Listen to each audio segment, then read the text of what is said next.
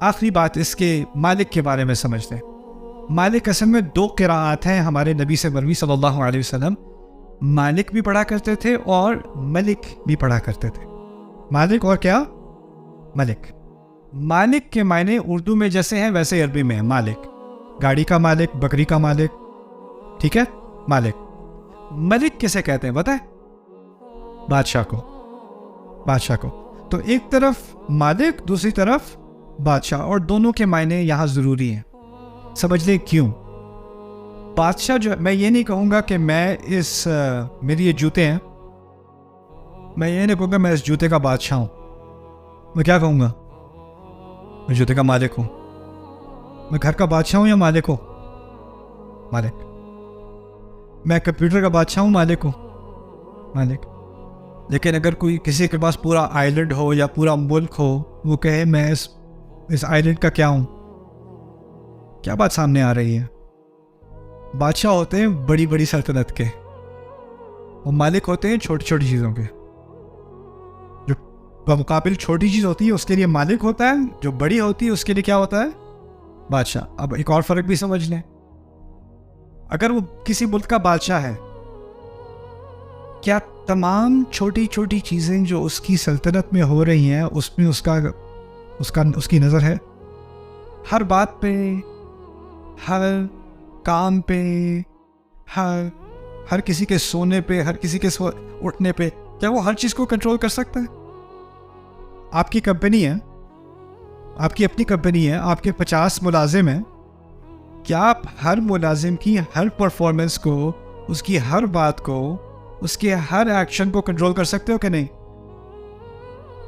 جتنا آپ کا کنٹرول بڑھتا ہے نا، جتنی سلطنت بڑھتی ہے، اتنا آپ کا چھوٹی چھوٹی چیزوں پر کنٹرول کم ہوتا چلا جاتا ہے. ایسا ہی ہے نا؟ آپ کو کسی اور کو مینجمنٹ دینی پڑتی ہے. چھوٹے کام میں نہیں کر سکتا، اب میرے پاس بڑے کام آ گئے ہیں، اب میں چھوٹی چیز کو ہینڈل نہیں کر سکتا. مالک کا کیا ہے؟ اگر میں کمپیوٹر کا مالک ہوں تو اس کی ریپیئر میں خود کروں گا. میں گھر کا مالک ہوں تو اس کا دروازہ میں خود فکس کروں گا. اگر میں ایک ملک کا بادشاہ ہوں تو دروازہ میں خود فکس نہیں کروں گا، مجھے تو پتا بھی نہیں دروازہ خراب ہے. بڑی چیزوں کے لیے بادشاہ، چھوٹی چیزوں کے لیے کیا؟ مالک. اب قیامت کے دن میں 2 طرح کے کام ہو رہے ہیں. قیامت کے دن میں سورج اور چاند ایک دوسرے میں ٹکرا رہے ہیں. قیامت کے دن میں دنیا پھیلائی جا رہی ہے.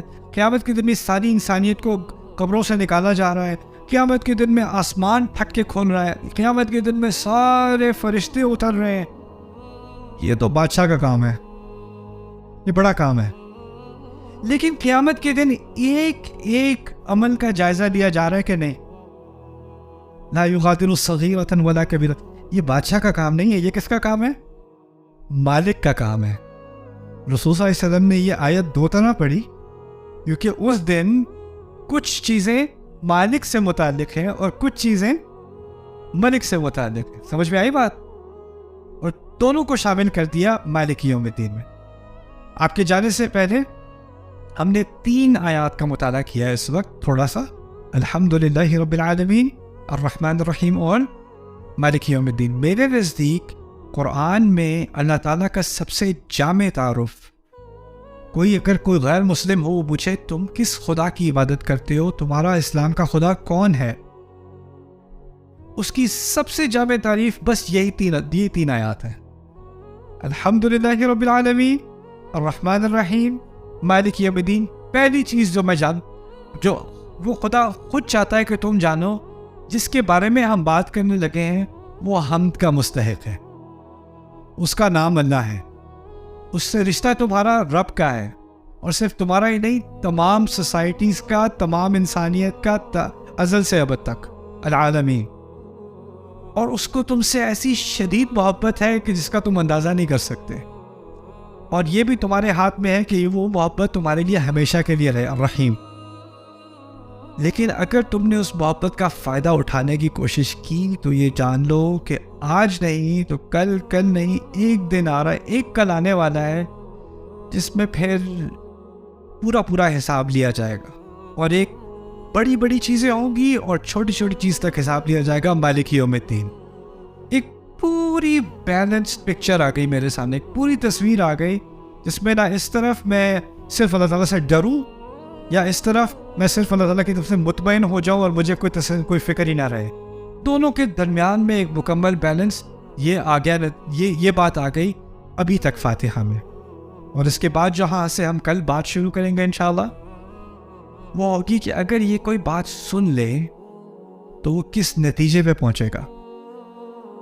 یعنی اس ساری بات کا, ٹھیک ہے آپ نے یہ باتیں سیکھ لی اللہ کے بارے میں, سو واٹ, پھر کیا, اس کا نتیجہ کیا نکلنا چاہیے. اگلی آیت اصل میں ان 3 آیات کا نتیجہ ہے. کہ جو ان 3 باتوں کو, ان 3 آیات کو سمجھ لے وہ کہاں تک پہنچے گا, کس فیصلے تک پہنچے گا, اور خود ہی سے پہنچے گا. اس سے کہا نہیں جائے گا عبادت کرو, اس لیے عبادت کرو, یہ نہیں کہا گیا. کہا ہے ایاکا نعبدو, ہم صرف تیری ہی عبادت کرنے کو تیار ہیں, کرنے آئے ہیں. یعنی ہم اپنے آپ کو والنٹیئر کر رہے ہیں, ہم اپنے آپ کو اس نتیجے پر پہنچا رہے ہیں. اس کے بارے میں انشاءاللہ یہاں سے آگے جو اصل معجزات ہیں اس صورت کے وہ آگے آنے والے ہیں انشاءاللہ, اس پہ کل ملاقات ہوگی.